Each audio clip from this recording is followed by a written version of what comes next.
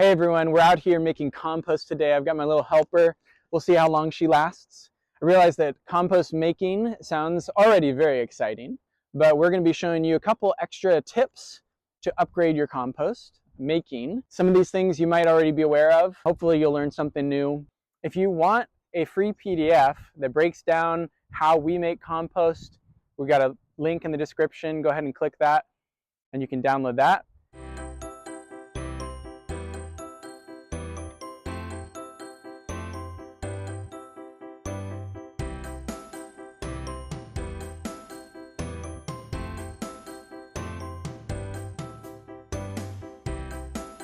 These are some really simple things that you can do to make your compost faster and just a higher quality. So let's get introduced to the ingredients that we're working with. Composting is a lot closer to cooking than it is to baking, right? So baking is like you get all your ingredients out and you measure them very specifically and then you put them all together in a certain way, and it has to be that way or else the cake isn't going to turn out.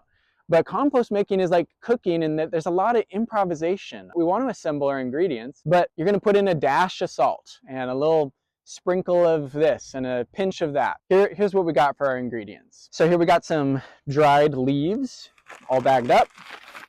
You can see we collected these last autumn. We've got some really nicely well-aged manure from a local source, a guy that we know grows his own fodder and all of his own stuff, so it's fully organic, no pesticides in there. We've got the remnants of our last compost pile, which turned out great, and we're actually going to be using this compost as an inoculant to kickstart the next pile, which we'll build right next to it. So I'm just going to have some of that handy and we'll sprinkle it through. We've got our bokashi bin. This is bokashi that we've collected, and man, doesn't that look appetizing? These are food scraps that we pre-fermented, and they basically are just breaking down. This is an anaerobic fermentation. We've got a whole video on it that you should definitely check out if you're not familiar with bokashi composting. But we're going to use that. That's going to be a great nitrogen source. And then we've got some activated charcoal.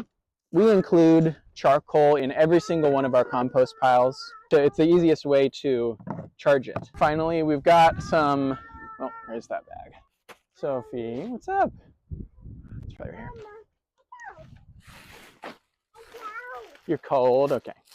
Finally, we've got some grass clippings. These are kind of a mix of green and brown grass clippings. So that's gonna be pretty neutral as far as the nitrogen to carbon ratio, which doesn't really matter because, like I said, when you're making compost, it's more like cooking, and you just kind of need to learn how to feel it out to get a good pile going. All right, she wants out. She's cold, so she says. So we'll be right back. So the first upgrade, and this one is potentially out of your control, but if it is, you definitely want to do that, and that is when it comes to manure. So manure, we treat as the base of all of our compost piles. It's just a great source of nutrients. There's microbes in it already, especially if it's from a good source. We've got some manure droppings, some cow droppings or horse droppings. Very appealing, I realize. And you can see that they're just holding together in my hand. They're like these little turds. Came straight out. Alternatively, I've got this. Now this is the same exact thing, but you can see it doesn't quite look like manure. It almost just already looks like compost.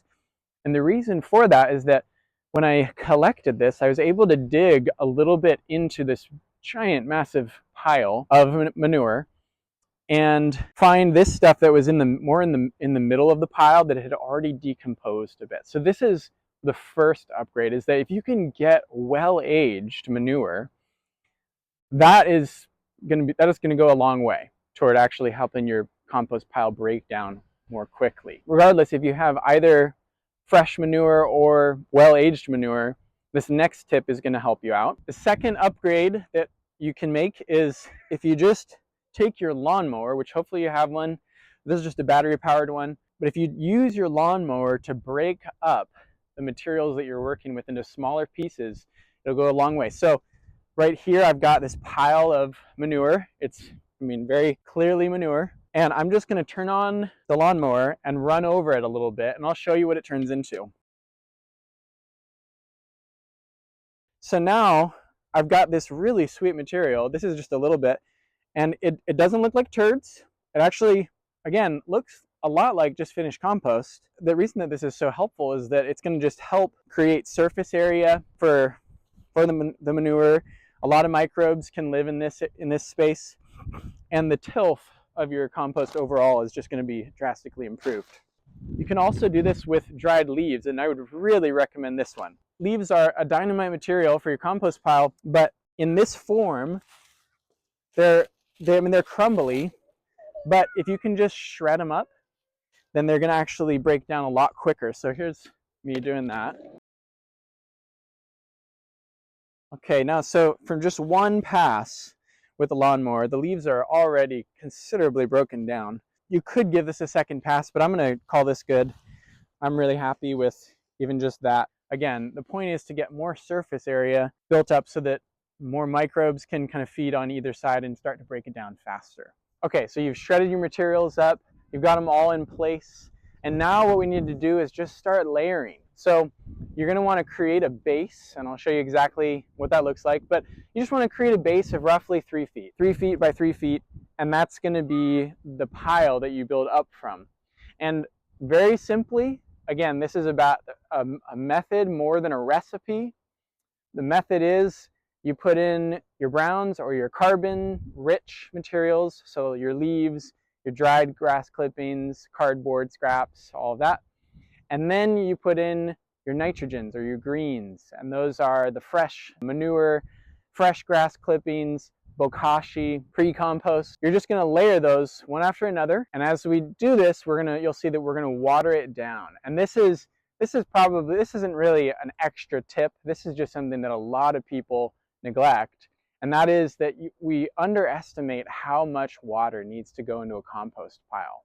So we're going to be watering this almost constantly, especially when you're putting in a lot of dried leaves. Leaves can soak up a ton of water. So you want to keep it well saturated. You don't want to overwater it for sure. You generally say like a well-wrung sponge. It just needs to be pretty damp. We also do need to keep it aerated, but we're not going to do that in the first pile because we're going to aerate it by flipping it. We're going to create the pile, we'll water it down, the pile settles, it heats up, and then in order to keep the heat going, to keep it from going anaerobic, we're going to flip the pile and aerate it.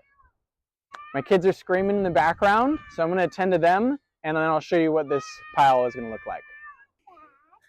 Hey, bud. I'm making compost. Yeah. Do you like compost? Yeah. All right, guys, the best time to make compost is like 6 months ago. But if you're making it now, like me, that's great. So go out and make a compost pile, get your ingredients together, and then just feel it out. Start to learn the process of how to do this. I really want to encourage everyone who's got a garden to at least start one compost pile and have fun with it.